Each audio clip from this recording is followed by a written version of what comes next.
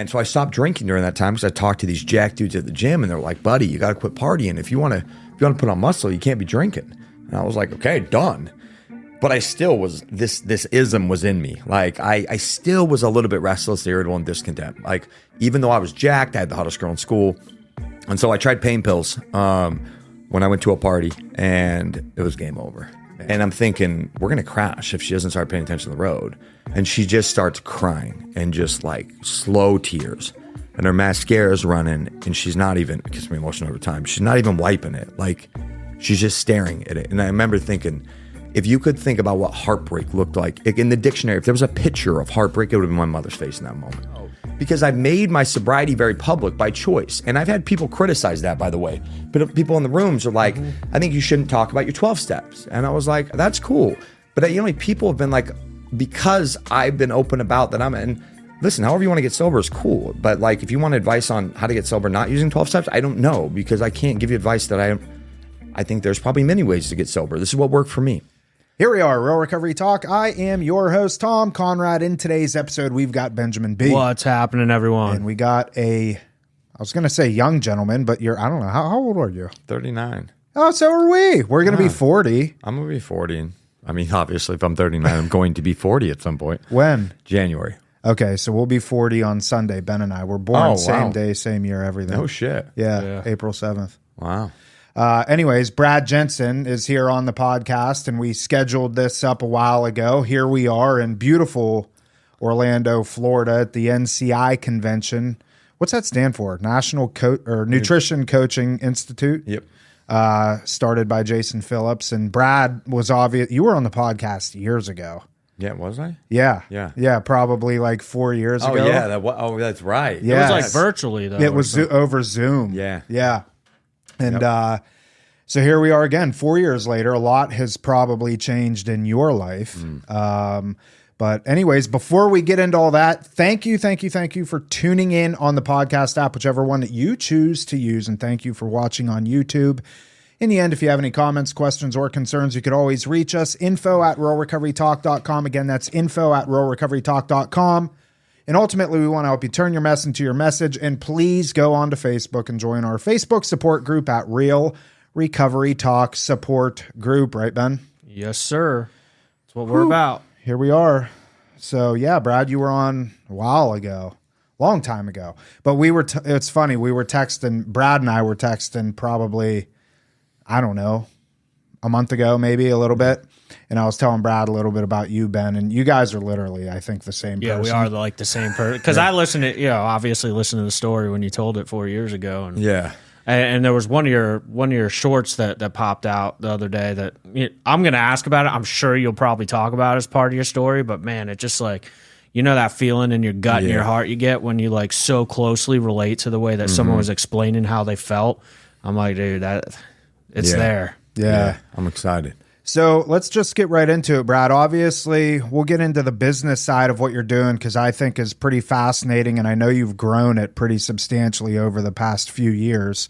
But before we get into that, tell a little bit about your story and kind of how it led up to where you're at today. Like you said, my name's Brad, and I'm an alcoholic. Hey, Brad. Thank you. And today I'm a grateful alcoholic, and I used to get so pissed when people would say that because I had no idea what that actually meant. Like, I wouldn't even say I got grateful until I was probably 7 years sober. Like, truly grateful that I was an alcoholic, not just grateful.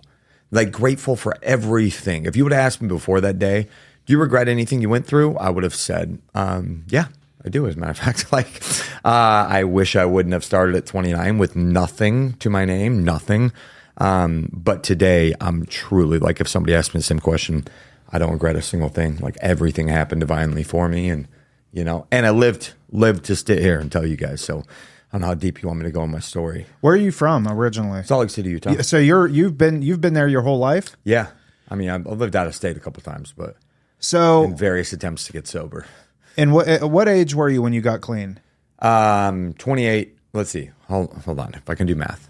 Yes, 28, because I just celebrated 11 years in November. So nice. I love that you kind of put a timestamp on that for a second. You said truly grateful at 7 years, man. Because a lot of people, like, we just celebrated 13 years, coming up on 14, and it's like, you know, people always I did this, like I'd look at someone else and be like, man, like thinking I put down the drugs and alcohol and instantly everything's great. But that's not the case, man. And I love it that you're open about that fact. Like 7 years it took. Yeah. You know, my first few years were rough. Yeah. I destroyed my life, man. It takes time to put together. And I just want to encourage people to, like, if you hang in there and just keep living your life by principles, you'll get there. Yes. You will. When you were ripping and running in Salt Lake, what were you using? I mean, dude, whatever you had. I loved it all, but I was mainly a heroin addict, and I mean that was my thing was heroin. But it started, I was 13, and you know, Utah was, I mean, it still is, but not nearly like it was. Very predominantly Mormon state, right? And I grew up in a Mormon household, and so I never even watched my parents drink. Like that wasn't even like around me. And so I was 13, and you know, we were at my buddy's house, and, you know, we snuck some liquor. It was Jack Daniels. Fuck Jack, you know. And it came around to me, and I remember being like, oh, man, we shouldn't do this. But I was a chubby, overweight kid. I was relentlessly teased, and I just, like, by my friends, I was teased. But they would always make fat jokes, and I hated it. And so I was always full of anxiety. Yeah, I told my parents, like, my parents could tell I was off, so they took me to the doctor. The doctor put me on Ritalin, which just made my anxiety way worse. But this is 1998. I feel like the blessing that people have today getting sober is it is so much more well talked about. Not only addiction, but just mental health in general. Like kids could, like, my 12-year-old nephew went to my sister and was like, I'm really having a lot of anxiety lately. And she's like, I can tell. Like, like that wasn't even like a conversation I even knew to have. Like couldn't even put a name on what I was experiencing. So I took the Jack, and I remember it was like awful. I was like, this is so gross. And 20 minutes later, I was like, this is so fun. And so it just kind of went, dude. And I got into bodybuilding about 16 years old. And I've already told this story on here once, so I'll kind of skim through some of these parts. But then I stopped drinking because I got really into fitness, transformed my body. First thing I fell in love with was fitness. Like that, I hated school. But I was in love with fitness. I mean, I was writing out my back and bi split in English class, like barely could get by in class. I was so into it. And so I stopped drinking during that time because I talked to these jack dudes at the gym, and they're like, buddy, you got to quit partying. If you want to put on muscle, you can't be drinking. And I was like, okay, done. But I still was, this ism was in me. Like I still was a little bit restless, irritable, and discontent. Like even though I was jacked, I had the hottest girl in school. And so I tried pain pills when I went to a party, and it was game over. Man, I fell in love. I remember, I always tell this story. I don't remember shit about my junior year of high school.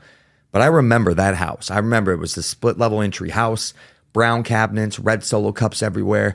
When that shit hit me, I remember I had arrived. I was like, this is it. It was a spiritual experience. Like I fell in love. I loved how I felt. I loved how I talked. I was comfortable. My charisma came out, my charm. Like people see the end of addiction and they're like, why'd you even do this? Like at one point it really worked and it was beautiful. And so I started using them right off the bat. And right off the bat, it wasn't regular, to the point where I vividly remember, because my buddy reminded me, he heard me on a podcast probably a year ago, and he hit me up. He's like, dude, do you remember that you came to my house the next day? And I stole more pain. I was like, we got to get some more of those. He was like, oh, bro, I took them from my mom. I was like, so? He's like, well, I can't take more. She'll know. He goes in the bathroom, bro. I go in and just rip the whole bottle. Stole them. And then he called me out, and I'm like, I didn't take them. He was like, bro, you stole them. And like the second day I was stealing to get my fix. Like that's how completely abnormal I was.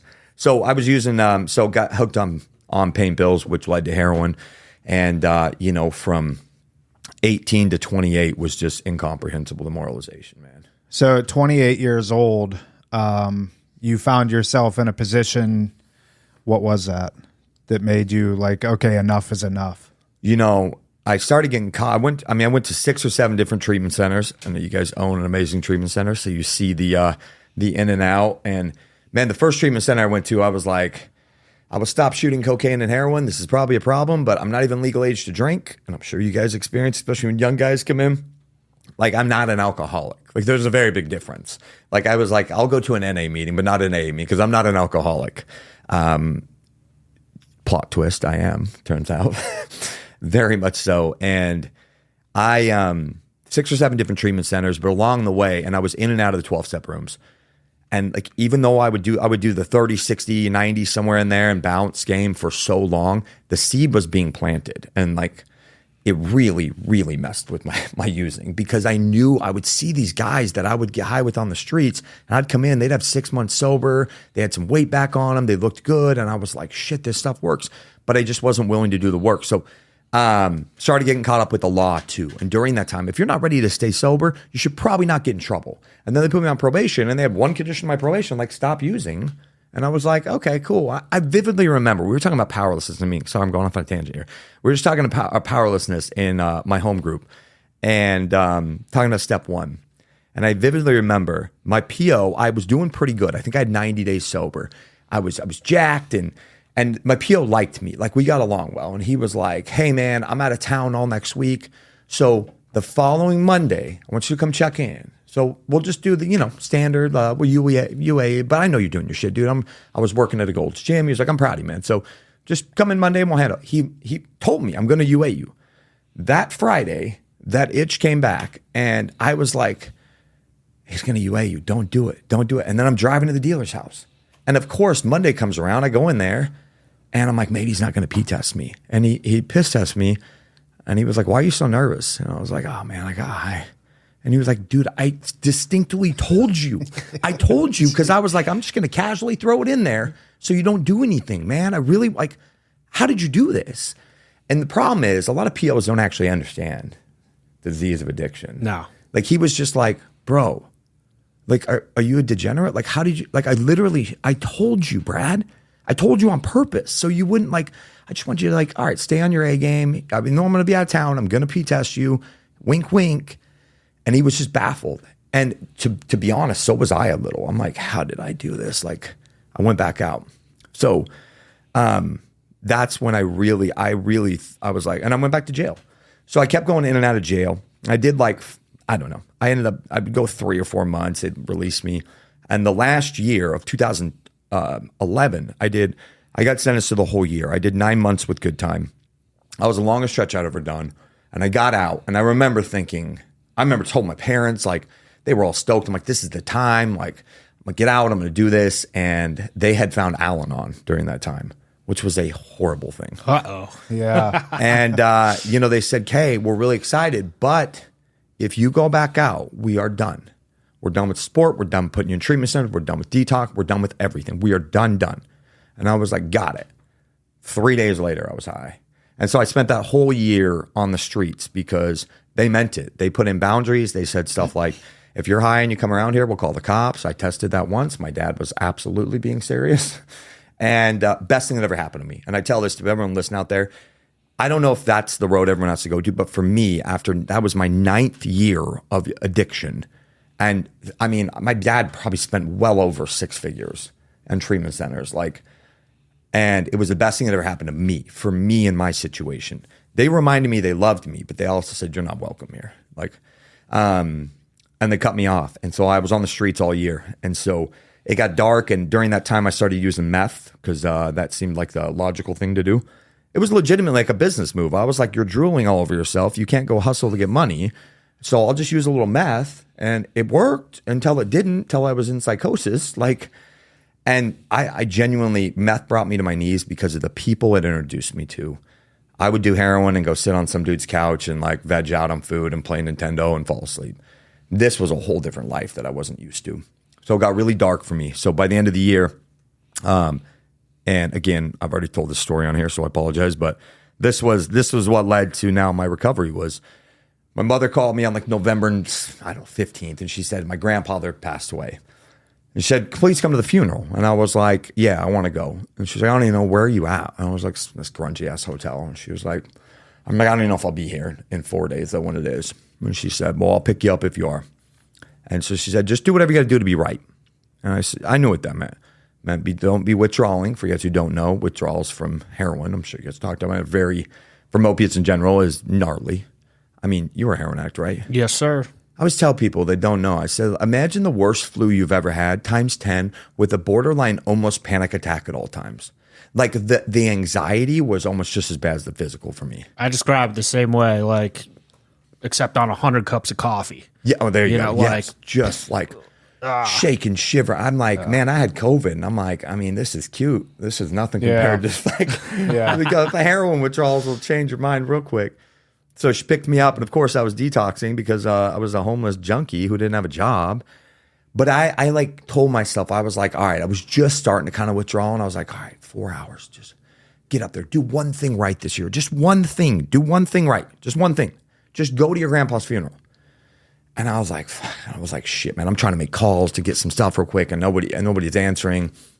So she picks me up and by that point, I'm kicking and withdrawing. And so I make my mother go to the drug dealer's house because she's like, I threw up in her car and she's like, you can't come up like this. You can't, like, I can't, like, you're a mess.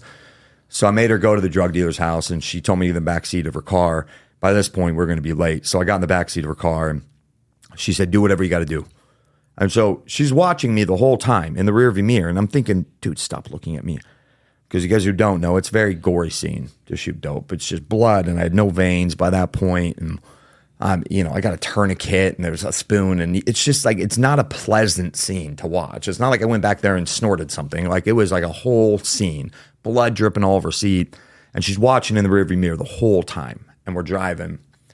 And I'm thinking, we're going to crash if she doesn't start paying attention to the road. And she just starts crying and just like slow tears. And her mascara's running and she's not even, it gets me emotional over time, she's not even wiping it. Like she's just staring at it. And I remember thinking, if you could think about what heartbreak looked like in the dictionary, if there was a picture of heartbreak, it would have been my mother's face in that moment. And just watching her son massacre his arm to just be okay, normal, to show up to something. And she's crying and I finally do the shot and I looked up at her and I said, I'm sorry. And she didn't say a word. And she wasn't doing the yups. It was just tears. And she just drove. And it was silence. And in that moment, I realized I got two choices. One, you can kill yourself and legitimately meant it. Or two, you can get sober. Like there was no other option in that moment. And so by the grace of God, I prayed for the first time in a long time. Actually, I'd started praying a couple days before because I was getting scared. I don't know what was real, what was fake, but I thought these people were going to kill me. I don't even know. So I started praying to a God that I didn't even know what was up there. I was just like, dude, if you're up there, like make this stop. I don't know what to do. And that night I was arrested by the help of the Utah Highway Patrol. My sobriety journey began. I was in a stolen car that to this day, I still feel like a criminal when I say it. Like, I didn't know this shit was stolen. Like, some guy asked me to drive that was named Gumby. And I was like, all right, Gumby. He was like, I'm too fucked up to drive. And I was like, I'll drive. And so he stole the car. And I didn't know he stole it. So when the cop pulled me over, I was like, this is Gumby's car. Yeah, I was like, I didn't steal the car. But listen, I know the car's stolen. I didn't know, but I'm driving it. I get it. I don't have a license. I'm going to get high. I need to go to jail. And he was like, do you have any drugs on you? I'm like, nope, they would all be gone. He was like, all right, well, I didn't know the other parts, but I do know this car was stolen, so you need to come to jail. So that's where my journey began, man. And thank God for that moment. And that cop was really cool. You know, he talked to me on the way in, and I think he could feel the sincerity because he was just like, dude, so make this your last time. And I was like, yeah. And he goes, but chances are I'll probably see you in the back of my car. And I was like, bro, you won't. I'm done. He was like, I hope so. And so I kicked that withdrawal, and it was awesome, or awful, not awesome. And I remember the whole time I was laying on a concrete floor because I had said words like, I'm going to kill myself when I got in there, which is not the right word to say. So they put me up in the loony bin where it was just me and a thin mattress. And I remember just laying in like almost piles of my own vomit. And I just kept to myself over and over. This is the last time you have to do this if you want to. This is the last time. This is the last time. Like, you don't have to do this again if you don't want to, Brad. Like, this is the last time. And so I shook, I shivered. It was the worst. And I believe that God has graced me. When I like talk about it, I remember laying on that concrete floor and just like, because I started getting so sweaty that I'd lay my face on the pavement to like cool it down, and then I'd get too cold. And I remember what it felt like. And there's a part in the big book where, do you talk about 12 steps on here? Yeah. Okay. Oh, bro. Okay. That's my love language. Okay. Yes. It's part in the big book where he talks about, we don't remember the humiliation and suffering of even a week or a month ago. This is how I know that I've gotten step one down, that I know I'm powerless over drugs and alcohol, is I remember it so vividly, the pain and misery of that. I remember that car ride. I remember that. I remember withdrawing. I remember how my body felt. Like when I tell the story, it like gives me chills. I know that's how I've grasped step one, is I haven't forgot the humiliation and suffering of 11 and a half years ago. Like I remember it so vividly. And so I got out of jail after only 30 short days, which was crazy. I thought I was going to prison. I was already a convicted felon. Charges were dropped. Apparently Gumby stole it from his mom. Mom decided not to press charges. When they told me I was going home, it was 2 days before Christmas. And I was like, I was packing in to go to prison. But I was already like, no, I don't care what I got to do when I get to prison. I'm staying sober. I'm going to find meetings. I'm going to get into a program. And they told me I was going home. And I was like, oh, shit. So I called my mom, and her first words were, are you kidding me? What did they let? Would they let you out? Because for any parents listening out there, my parents were glad when I went to jail, because they were worried they were going to get a call that I was dead. And so they felt safe. And I'm sure you guys hear that a lot. Oh, yeah. Mm-hmm. And so she said, I'll come pick you up, but your dad won't let you stay here. There's no way. And I was like, I was 29 days sober.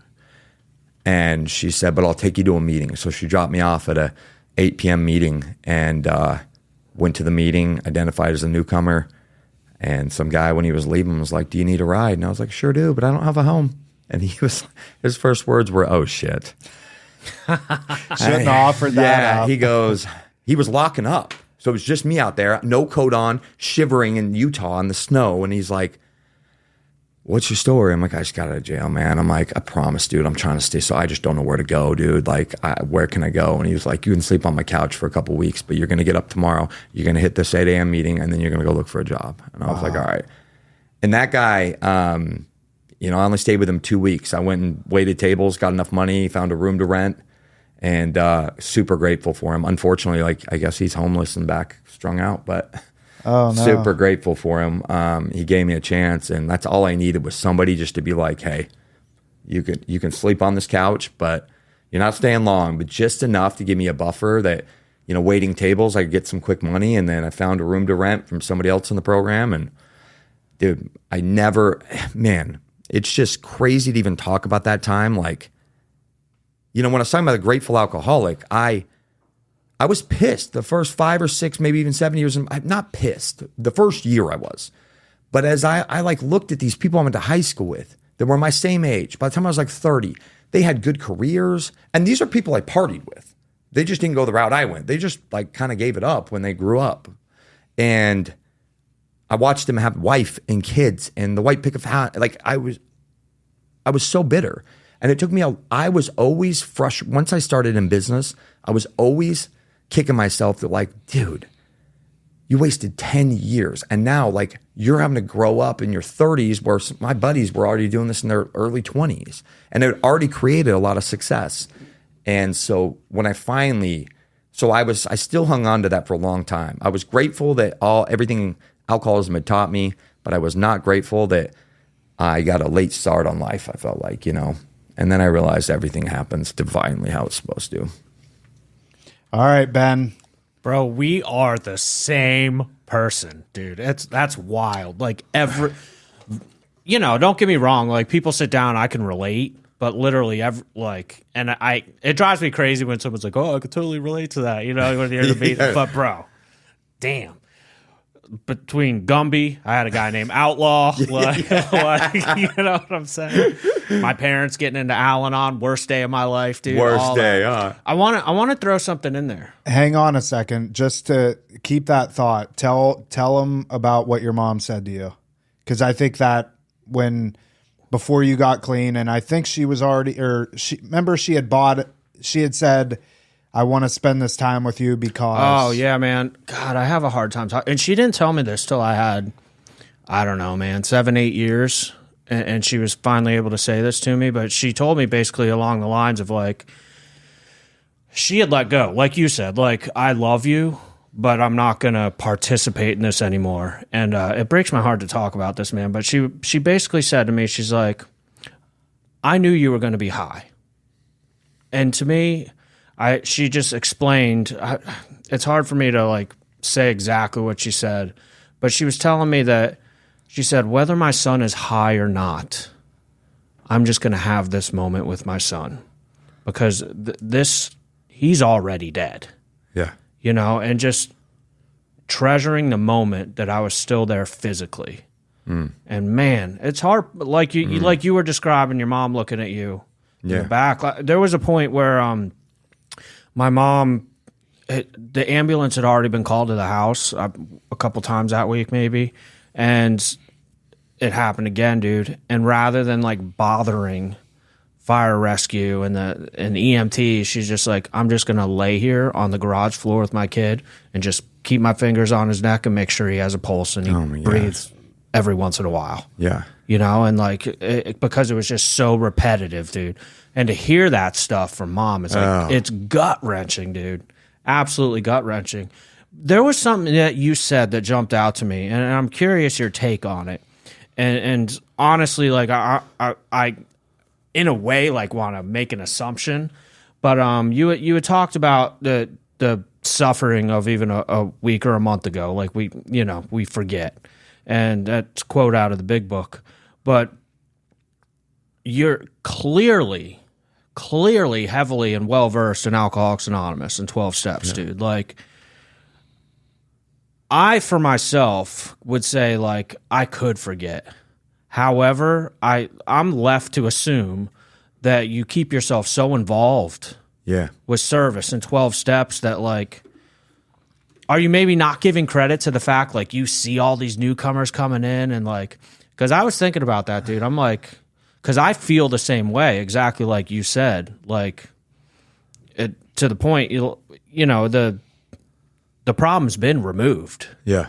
But I could forget if I wasn't as involved as I am. Yeah, dude, 100%. Yeah, I mean, I think the longest I've been without a meeting in 11 and a half years is 2 weeks, and that was one time. And listen, I'm not like, candidly, at this point in my life, and I'm not like a meeting a day guy. I go to 1 or 2 a week, but I do not miss my home group. It's a meeting I host, so it's very important that I don't run it every meeting, and that would be a little narcissistic, but like, it's at my building. It's important that I'm there to open and close. And but, you know, whether or not I had that meeting, I always had a home group. So I'm there no matter what, and then try to hit a Saturday morning men's meeting. And ironically, both of them are men's meetings. But I mean, you know what? I got three active, let's call it 2.5, because the other guy just kind of is gone somewhere. I love that you say active sponsees, because I'm big on that. Yeah. With like, like, I'm in the book. Active in the book. Yeah. Like, and so I've had, you know, I could say I've 4.5. I say a half jokingly, but like, this guy just disappeared. So and we know what that means, you know. But I had 2 sponsees, and I tell the story. It's important that I had 2 sponsees that had long-term sobriety. We'd connect here and there. I didn't really, you know, we didn't chat every week, certainly. I mean, we'd maybe catch up once a month, and just more like shoot the shit. Like, wasn't a ton of recovery talk. And I'm not even saying that's inherently bad. But we also, like, it wasn't anything I was actively in the book walking a guy through the steps. And so at about 8.5 years sober, I'd just gone through my divorce, and I'm in Mexico. And I'd been telling everyone, oh yeah, I always have active sponsees. I'm like, I don't think I'd talked to them both in 4 or 5 months. I mean, granted, they were still sober, like 5 years and 8 years. No, 5 years and 6 years at that time. But I didn't really have 2 active sponsees. And I was hitting one meeting only because I had to be there, and I would, it was at my own office, and I would end up working till like 7:15. The meeting starts at 7. Like, I was just half measuring everything. And at one of the darkest times after my divorce. And so, you know, the alcoholic is a prime example of self-will run riot, though we usually don't think so. I didn't think so. Like, I didn't think like I was on the verge of relapsing. I mean, looking back now, it's very clear. So I'm in Mexico, and I'm dating my girlfriend, and we're fairly new. She definitely knows I'm an alcoholic. She knows. In fact, she'd have been like, "Are you going to enough meetings? You kind of seem a little sideways." And I'm like, I'm not sideways. You're sideways. Like, it's crazy. And we go in a Mexican pharmacy, and dude, just like that, all of a sudden I look and I see Xanax bars behind there, and I loved me some Xanax. Like, so I was like, but it was never like my main problem. Like I would take them sometimes, but I was never like actually full blown addicted. I mean, you know, I was addicted to heroin, but I was like, might as well not throw one other hard, you know, thing to be addicted to. But I saw him behind there and it was like, boom. And I just said, can I see those? And she's looking at something else. She's looking at some antibiotics or something. And I was like, all right, you know, I was like, let me see those. And so I pay for them real quick and she comes up and she's kind of looking and we get in the car and she goes, hey, what'd you get in there? And I was like, oh, nothing. She's like, I have a really bad gut feeling. And I was like, oh, well, okay. I got some Xanax, but they're not for me. They're for a buddy at home. And she, dude, instantly went for the lie. Like I could like see myself spiraling. And I was like, dude, that's how I know the ism is so much in me. Mm-hmm. We get back to the condo and she's like, hey, dude, like, who did you get? I don't like, this isn't safe for you. And I started wigging out. Just lie after lie after lie, defensiveness. And we got in this big fight. And she, by the grace of God, like God gave her that gut intuition to be like, what were you buying up there? Because I was probably acting weird. And I didn't know if my plan was to go snort them, but I think it was. I like hadn't actually mapped it out that far because it happened so fast. So I was like, why did I buy these? Holy shit. Had she not been there, I would have 100% used them and I wouldn't be, maybe I'd be sober again today, maybe not. But it ended up with me finally just crying and I was like, let's flush them. Like, I don't know what's going on. I just broke down. I cried about everything I'd been going through. Like, it was just like, it was a rough day. So we went and we flushed them. And I remember I got back and I had never been so terrified since I was 6 months sober I went to a meeting every day for like the next 6 months. And it was that pivotal moment for me. I came back and I even shared openly on my podcast because people are like, oh, because I've made my sobriety very public by choice. And I've had people criticize that, by the way. But people in the rooms are like, I think you shouldn't talk about your 12 steps. And I was like, that's cool. But you know, people have been like, because I've been open about that and listen, however you want to get sober is cool. But like, if you want advice on how to get sober not using 12 steps, I don't know because I can't give you advice that I think there's probably many ways to get sober. This is what worked for me. And so people have criticized me a little, but yeah, people have reached out and been like, dude, I found a meeting in my local area because of you and I loved it. Thank you. And I just shared on my podcast pretty openly about like what had just happened. And it was like very vulnerable, but I felt like I needed to like call because I felt like the biggest fraud. I'm like, here I am like talking about sobriety and then I would have relapsed had she not been there. You know, who knows if I'd be here today. And so it was that moment that made me realize, like, dude, I need to be in the game. Like you get 8 years. It doesn't mean you're like immune to this. Like I was one reach away and it happened so fast that it was scary. Like I was scared how quick that happened. And dude, I pray I never forget that day because I've seen people with 10 and 12 and 15 years as you guys have that go back out and sometimes quickly, sometimes slowly, they're always back, like ruining everything worthwhile in their life. And I just know I don't think it would be a very slow decline for me. I think I would go back pretty fast. I wanted to, I mean, that's all, it's crazy, dude. I mean, to think that you're in Mexico with 8.5 years of sobriety and then you literally buy a bottle of Xanax, you know, it's the suddenlies. Yeah. Yes. I mean, it's crazy. But what I wanted to share, and I didn't even tell you this last night before you got here. We did like the Mind Pump Q&A and everything. And then after that was done, it was like a cocktail hour or whatever, you know, and everybody's out there having drinks and there was the open bar and stuff like that. And I'm an alcoholic. Like, I know we're all alcoholics, but alcohol was my drug of choice. Like, that's what I did. I drank every day, all day, and then took Xanax on top of it when I was at work. You know, Xanax to get me through the workday, booze, night, yada, yada, yada. So we're there last night, and you didn't pick up on it, nor would you have because I didn't say anything. But we were standing there talking to a group of people, and I had a direct sight at the liquor bar, you know, and they're pouring drinks and everything else. And I'm just standing there watching people get these drinks. And I noticed myself, and this is the crazy part about addiction and alcoholism.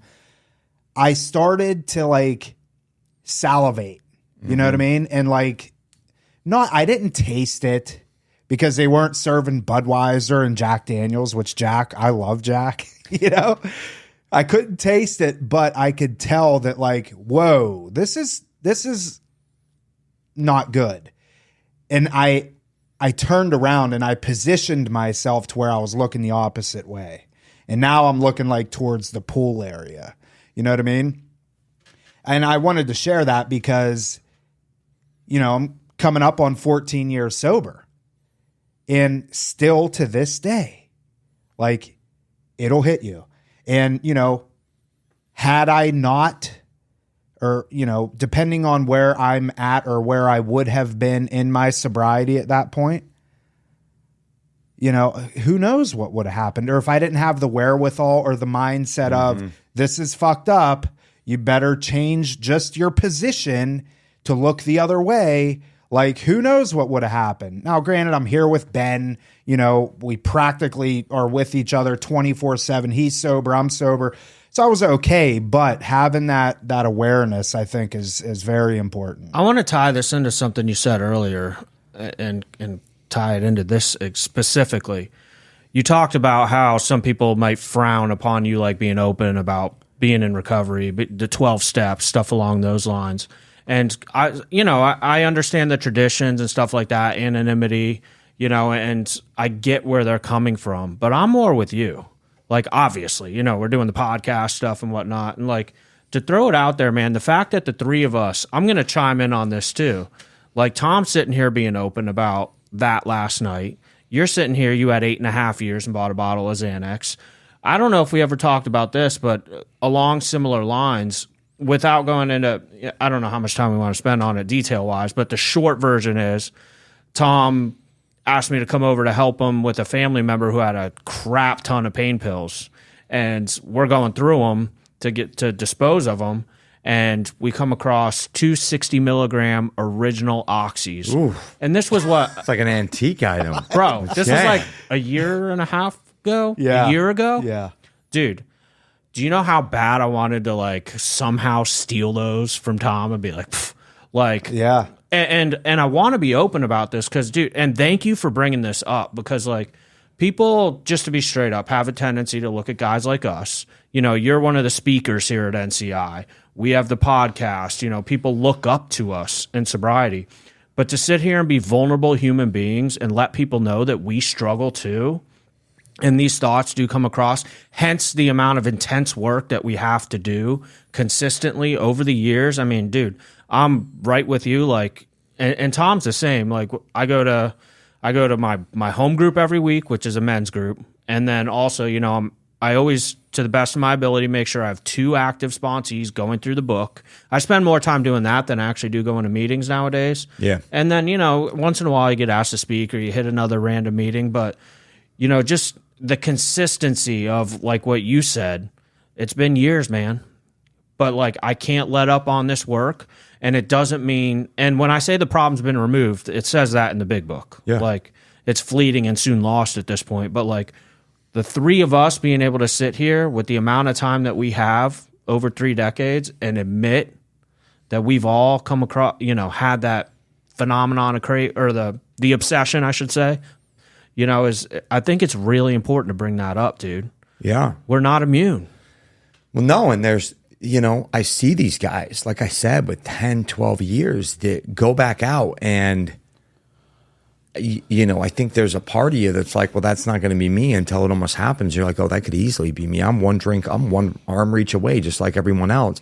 We have a few more days on our belt, but if you get too many, too many years, not enough days, you know, it starts to sound really appealing. And here's the great news is this is not a curse.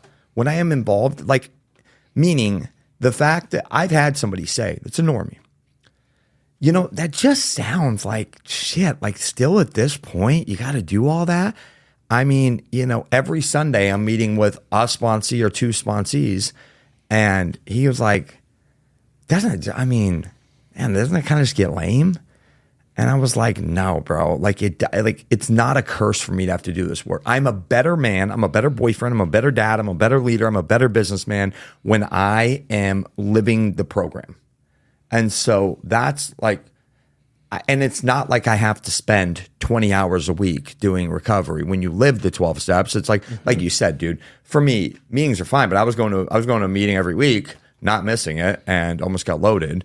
I remember they always told me when I got sober, meeting makers make it. I'm like, you better put a fucking asterisk next to that says, and do the work, because I went to a shit ton of meetings and kept getting high. Yep. And I'm all about meetings, but the meetings for me remind me of that new guy coming in and then give me a chance to hopefully, you guys, because you have the treatment center, probably are interacting with a lot of new guys where if I don't go to a meeting a week or 2, I don't see many new guys. Like my life doesn't revolve. It doesn't revolve around, I just don't see a ton of new guys anymore unless I'm at the meetings. And so, but the real magic happens for me, one alcoholic sitting down with another, and I took 10 years to work the steps. And when I thoroughly worked them to the best of my ability, my life changed.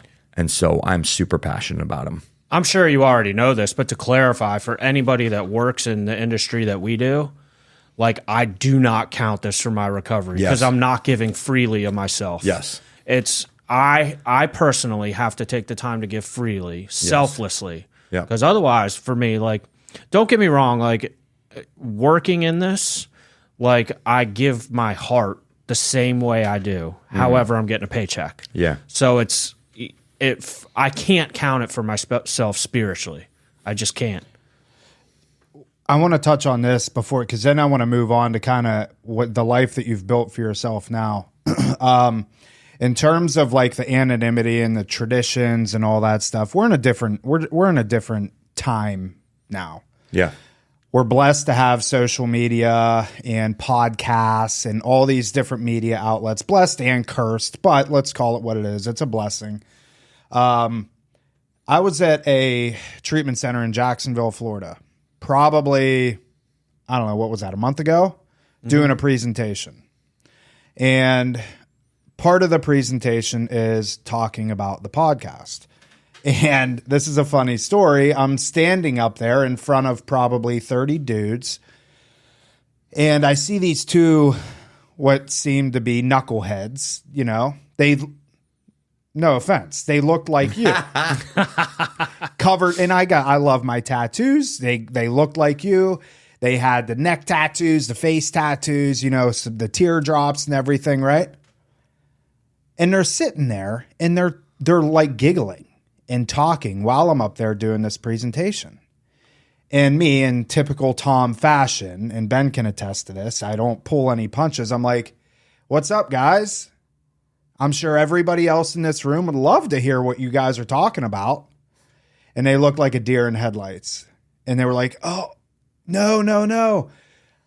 We were both in prison at the same time, and we just realized that your podcast is on the iPads that they give us in prison. Oh, wow. And we were talking about how the podcast helped us get through our time in jail. And I felt like this big. I'm like, oh, shit. I'm like, sorry, guys. Totally, I take all that back. Didn't mean to call you out. But I got to talk to them after. Because after the presentation, they all got to come up and ask questions and stuff like that. And, so I got to chat it up with them, and they were sharing how our podcast is under the spirituality section. And it's in a lot of jails because we get emails all the time from inmates, handwritten letters, from people. So I say all that to say that's cool that because of the media opportunities that we all have and everybody on this planet at this point has, you're able to have a big impact on people, whether you know it or not. And it's easy and you could probably relate to this too. I know you can. Anybody with a podcast or any sort of media outlet can relate to this. who's really watching this? Who's really listening to this? You know, are we doing like, is this a good use of our time type stuff? And then you get those sorts of things and like those messages and stuff like that. And it's a reminder of, okay, cool, you know, and it keeps us going. And, you know, part of it is an accountability piece for us. Yeah, 100%. I don't want to be a hypocrite. Right. No. Someone was 100%. talking about that yesterday here, not being a hypocrite. Yeah. One of the speakers, I forget who. Yesterday? Yeah. 100%. Yeah. I think it's a huge accountability portion, you know? And again, my job is to not break your anonymity if you don't want me to. Like, right. My job is to protect yours. But if I want to blow my own, and we just live in a different time. And I think that if we're drawing more and more people into recovery and showing them that there is hope, like, then they can do it too. Yeah. And if they're never going to find a meaning, how do we get to do that? Well, we have other platforms available to do that. And I'll battle anyone. I say I respect where you're coming from. And most of them are pretty nice when they've challenged me. One time I showed a big book. It was like, it was one of these like trending reels at the time that was like that, you know, that I don't ever want to be, like, you know, that song, Red Hot Chili Peppers. Yeah. And like you like show a picture, and a lot of times it was people with weight loss, right?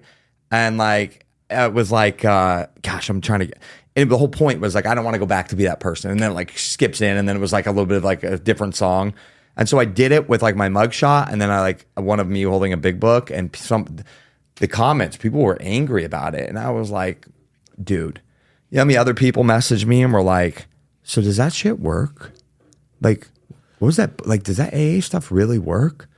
You know, I just pictured it was like the movies, a bunch of old men sitting around grumpy as shit. And I was like, smoking cigarettes. Yeah. And I drank more beer than you spilt, boy. You shut your mouth. I understand, like, again, like you're saying, all the principles of anonymity, and a lot of that has to do with ego and protecting the alcoholic themselves. But like, I always tie part of that argument into, like, if you look at when Alcoholics Anonymous, for instance, first took off, if it wasn't for the article in the Saturday Evening Post, Alcoholics Anonymous would have never, dude, yes. I won't say would have never, but it got a huge boost, and like they saw a major increase in people attending Alcoholics Anonymous as a result of the Saturday Evening Post, which Bill W. and Dr. Bob approved of. Story. Yep. You know, so it's like you have to be realistic and understand times are changing, and the way that we carry the message, it's gonna naturally evolve too, man. It is. Yeah. And we have to roll with that, dude. And you know, it's not my place to tell people how to work a program or whether or not to keep their own anonymity. I do what I believe is spiritually best for me. Yeah. And carrying the message to other people. And if someone wants to throw shade, that's okay. Yeah. I'm good with it. We're finding out, and you know a lot better than we do, as far as the comment section. You know, we have a very, very small YouTube channel, and some of the comments that we get for now, I hope. Go ahead. Cool story. Sorry to interrupt you. I was just talking with my friend Doug Bopst, and he's got a podcast called The Adversity Advantage. And this was such a good thing he told me. He had just recently blown up. I mean, he's taken off, getting huge. He got Jeezy, like on the show. And I was like, how'd you get Jeezy? Like, I sold drugs listening to his music, thinking I was the shit. I thought I was a gangster. And his YouTube channel, he showed me his growth down there on a chart. For 2 years, he posted every single episode. It was basically a straight line. Boom. Had a few episodes go super viral. Dude, went from 1,500 subscribers to like, he's at 80,000. And it was crazy. And he goes, I posted every week, even though no one was watching, every week. All it took was for one show, this one clip or something to go viral. And we have a pretty good podcast. And I was like, I don't think it's worth it to post on YouTube. Nobody's watching. But that's the wrong thinking. Like, that's the kind of thinking that keeps you stuck and not winning in life. So I just wanted, like, he showed me and I was like, bro, you got to share that. Is he here? Yeah, he took off, but he's coming back tomorrow. Oh, okay. I'm going to introduce you to him because, dude, I was like, bro, you should screenshot that and talk about that because that was the power of persistence. And he was like, bro, I was like, one of these episodes is going to take off. And then all of a sudden he had one just go super viral. Yeah, I mean, we're sorry, that was a whole different No, tangent. I'm glad you said that because But that represents everything in life. And sometimes my alcoholism kicks in and I'm like, oh, it's not even working. It's Bro, like, how do you know? And that ties into the consistency of, you said you went to 7 treatment centers and each one planted a seed, or the seeds were planted, however you put it. Same kind of thing, dude. It all transfers over. Yes. It really does. Like, why not give up after 6? Yeah. Who was to say like when this thing for you was going to take off sobriety wise? Like, just the only thing I did right for a long time is I just didn't die. Yeah, me too. But like, that's it. Yep. So let's transition now and talk more into the life you've built for yourself now. Let's go. The Key Nutrition Podcast. You started that when? 2018. 2018? Yeah, we got 560 current episodes. So wow. So that's good. We're at 370 Good something. And you know, it's great. We love it. It's definitely developed into more than what we ever anticipated. But so you have the Key Nutrition Podcast, which in the beginning focused more on nutrition. yeah, just nutrition and fitness. Let's talk now because I'm pretty fascinated by this and kind of everything that you've done with your business. Take us kind of through that journey. Yeah, with the podcast in particular, or all of it? All of it. Yeah, so Key Nutrition, I started in February of 2017. I was nutrition coaching for somebody else, and we've had some good success, and like it was awesome. I started the Key Nutrition podcast under kind of the same brand to give it brand recognition, you know. But along the way, I found that a couple things. One, you can only talk about phys. I mean, Mind Pump even talks about this. Like, it's hard to like. I mean, 550 episodes in, and I'm like, how? Like, I say the same 5 things all the time, like eating a goddamn calorie deficit, fucking strength train. Like, this is not rocket science. So yeah, I'll go more into gut health or insulin or like whatever, blah, blah, blah. But they can't do that for 2 episodes a week for 15 years. Like, and I realized, I'm like, you know what? Like, I'm in recovery. I'm going to sprinkle some of this in. And so like people like those episodes, even though we don't have like a huge following of listeners that are in recovery, to my knowledge. They enjoyed it because I realized what they loved is they loved the adversity of the human spirit. So I started having other people on that just had a cool ass story. I mean, my girlfriend was just on, and has MS, and she is like whatever the picture of an MS is, she's the complete opposite. And she had never shared her story when I first started dating her, and I'm like, dude, that's selfish. You have a story to share. Yeah. Like, she's in great shape. She lifts. She's not in a wheelchair. Like, people in MS are not usually healthy. And she's completely defied the odds by eating correctly. Not sure she's alcohol free. She's not one of us, but she had a problem with. She was a problem drinker. She identified, but she was like, she lives an alcohol free lifestyle. But long story short, I was like, you were doing a disservice, and now she was scared to share it.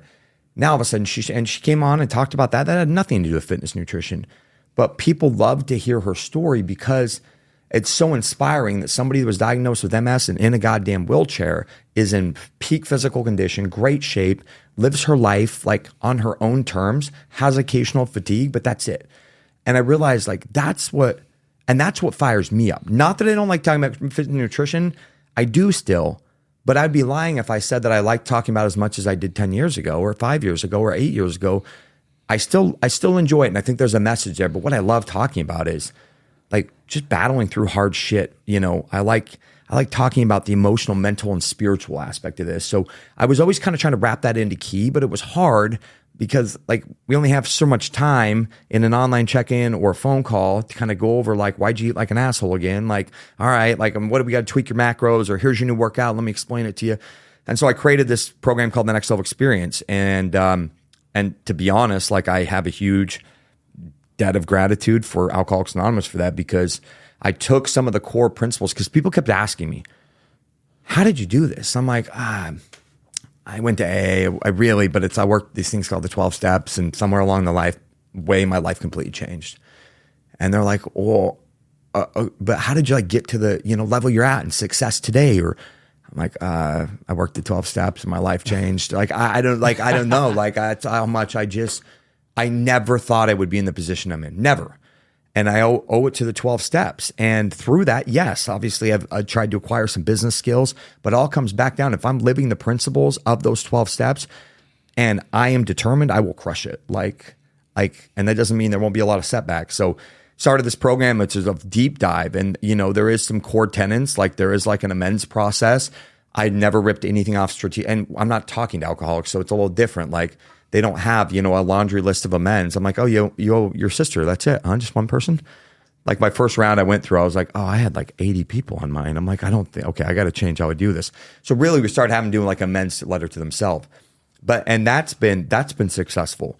And so the podcast just started morphing more, to everything. In fact, I should probably rebrand it, but it's my company name because I think a lot of people don't really know what my podcast is about because it says the Key Nutrition Podcast. So that would insinuate that this is a nutrition podcast. In fact, I got a bad review the other day. Thanks, Brenda525. You can go to hell.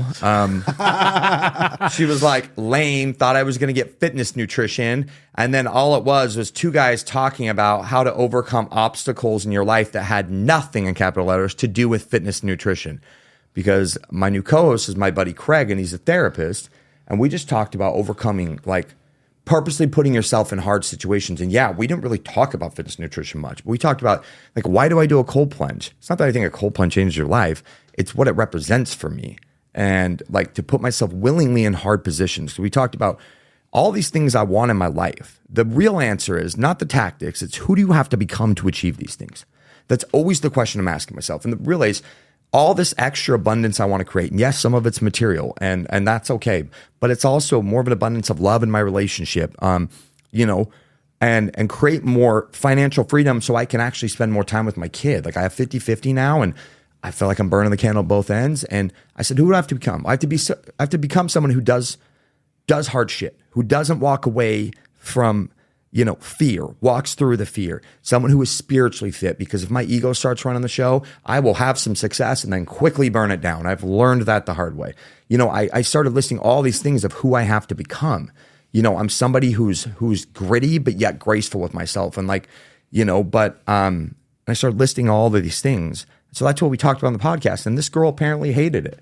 And I'm like, cool, you're not my audience then. Yeah. But I started thinking, that's probably something I got to run by like a business mentor because it's so much deeper than nutrition.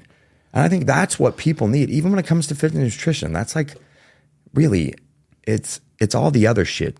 It's not rocket science to figure this out. Well, this conference that we're at, like this is what I've picked up on with everything that I've heard thus far from all the keynote speakers, is that fitness is like the doorway. Nutrition's like the doorway to more growth. Yes. They've all talked about mindset, spirituality. And for us, like the recovery side, hitting rock bottom was a catalyst that I had to go through to start to grow in the other areas of my life. Like I couldn't say like, it would really suck if I'm like, every day I'm like, I just need to stay sober. I just need to stay sober. Yeah. Like, how do I not pick up today? And fitness is the same way. Like you probably joined the gym. I'll speak for myself. I joined the gym because I was an insecure, skinny kid, afraid of everything. Yeah. Right? But along the journey of challenging myself, learning to overcome obstacles, making gains, and seeing the progress, it turned into so much more. Dude. And there's Amen. So many of these things in life are just doorways to more growth. Nutrition, fitness, maybe what started this for you, so to speak. Well, the recovery first, and then into that. And if it doesn't become about mindset and spirituality and personal growth, you're going to lose interest. You're not going to be successful.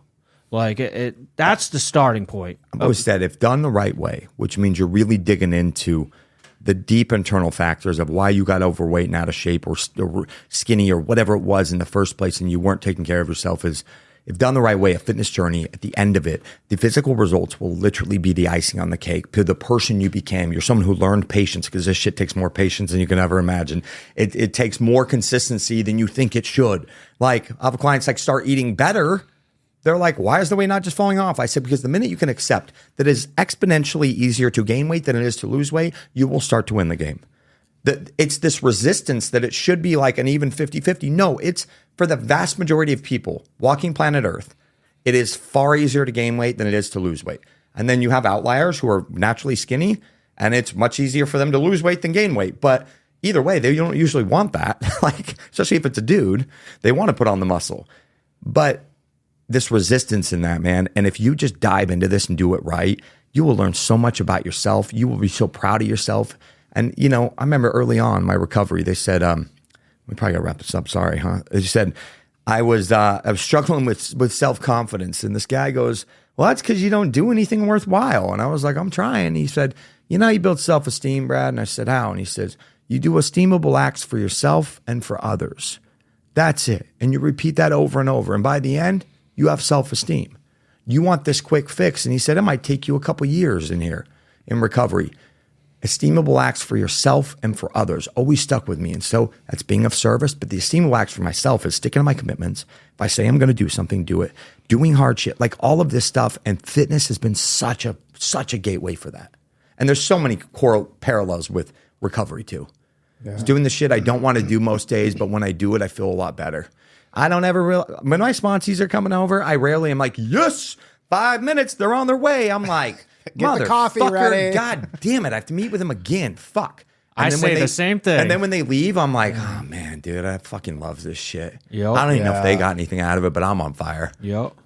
You know, for consistency's sake, I love pointing this out when I see it, and it's very obvious here.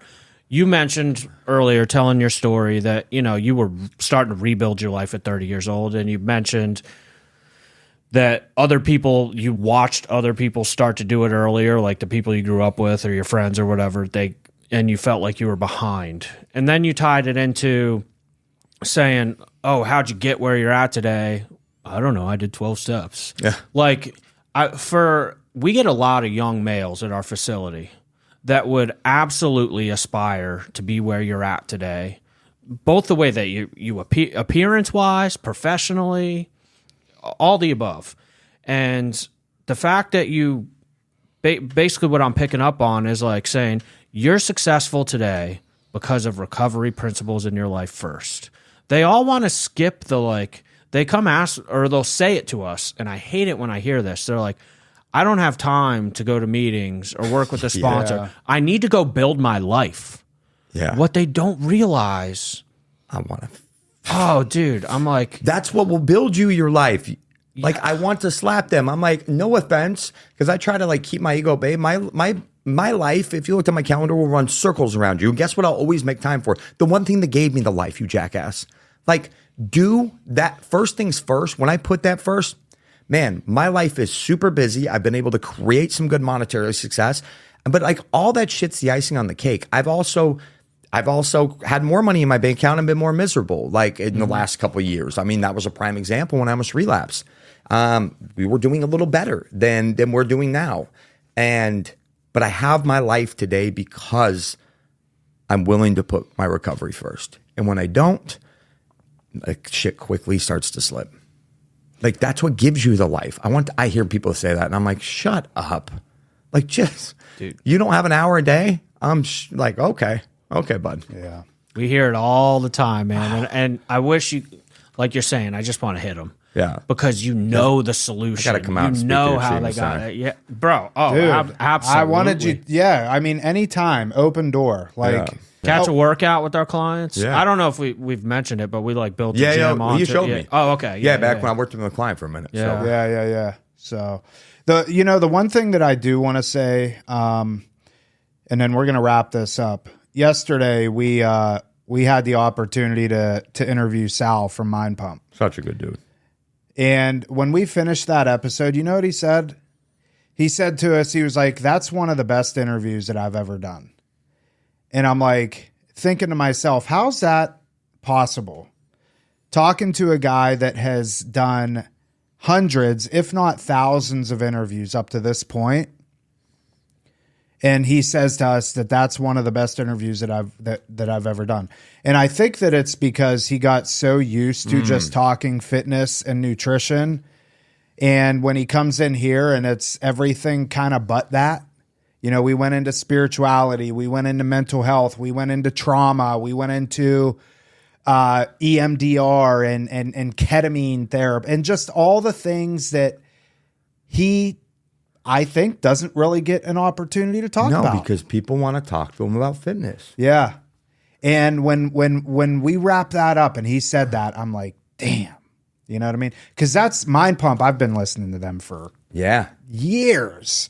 and But it's also, just want to give you guys props. It's the space you create too, and the synergy between you two have between you. And it's unfortunate when people get put in a box, because I've watched Sal start talking about God more and spirituality on his platform, and like people are like, "Cool, we don't care. Shut up. Tell us about the mode of exercise." Like they like don't want to sumo or conventional deadlifts. Yeah. What about weightlifting belts? And he's just like dude, even to a certain degree, I've found that where, when I'm speaking tomorrow, I'm like, God, we're doing a Q&A, and I'm like, I hope they ask me questions that have deep meaning. Like we will. Like, I just don't want to we'll jump in there. Yeah. You just tell us what you want us to ask, and we'll ask it. Yeah, you guys have done a great job though, man. So, and listen to the new person out there, if there's somebody listening, like, it was really important to me early on that like I was going to be successful, damn it. And I was going to have money in my bank account, and all of those things have happened for me. And I don't like to ever go there, because I feel like a lot of ego gets involved. But I honestly, it's just not even what it's about today. Like if I lay my head down at night with some peace and calm in my heart, and I wake up the next morning excited to dominate the day, like that's how I know I'm winning. Yeah. Not my bank account, not any of this. Whatever leverage point gets you motivated to get and stay sober, run with it. That was so important to me. And what's funny is the less important it became to me, the more money I made. Go figure. Yeah. Like it's just, of course it's important to me, but it's not what it used to be. But it's whatever leverage point you have. I had a sponsor tell me, I'm trying to get my ex-girlfriend back. I'm like, it sounds like a horrible idea, but if we'll get your ass to a meeting every day right now, we're going to run with that initially, but we got to change it eventually.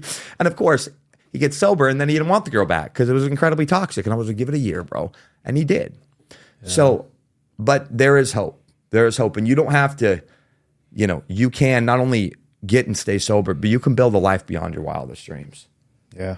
Amen to that. So, well, Ben, dude, was it everything you thought it was going to be? Yeah, man. Ben's my new best friend. Dude, Brad he was so Jensen, excited to meet you. Dude, the sober bodybuilder. Like, yeah. I'm like, yeah, man.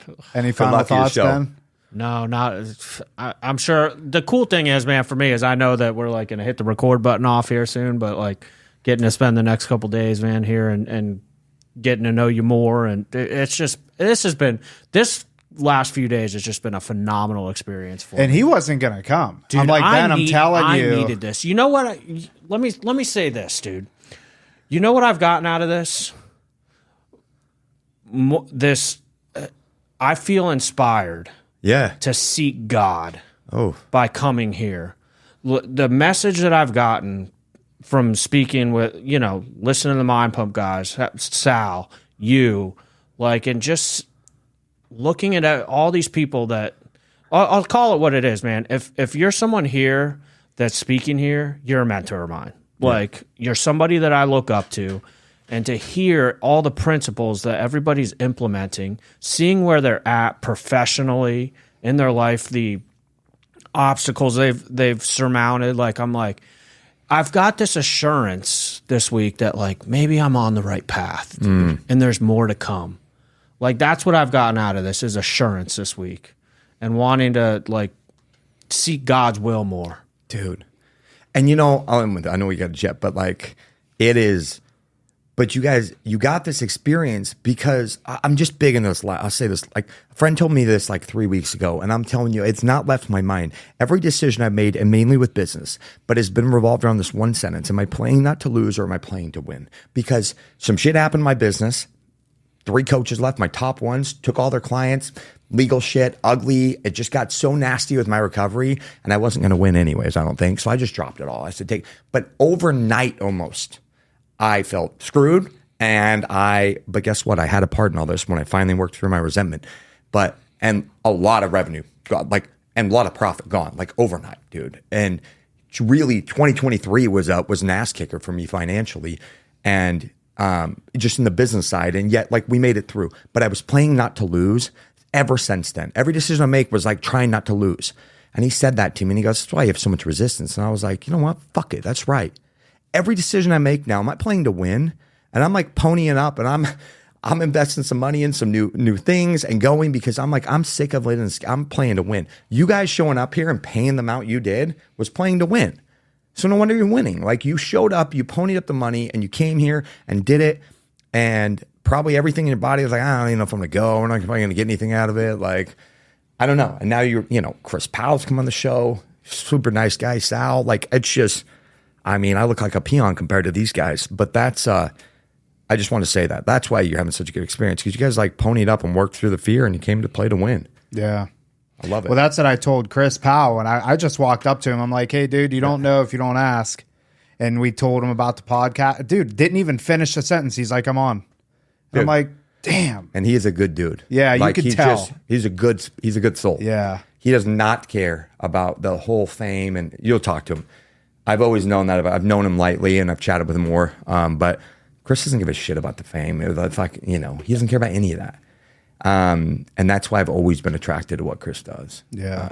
It's good people. So anyways, thank you guys. Honor. So Appreciate it, Brad. Yeah, dude. Awesome. Thanks to NCI and Jason Phillips for putting this together, because honestly, without that, none of us would have, provided a good platform for us all to get together. So that is it for this episode of Real Recovery Talk. Thank you for tuning in. In the end, if you have any comments, questions, or concerns, you could always reach us, info@realrecoverytalk.com. Again, that's info@realrecoverytalk.com. And ultimately, we want to help you turn your mess into your message. Whew. That is it. We will see y'all later. All right.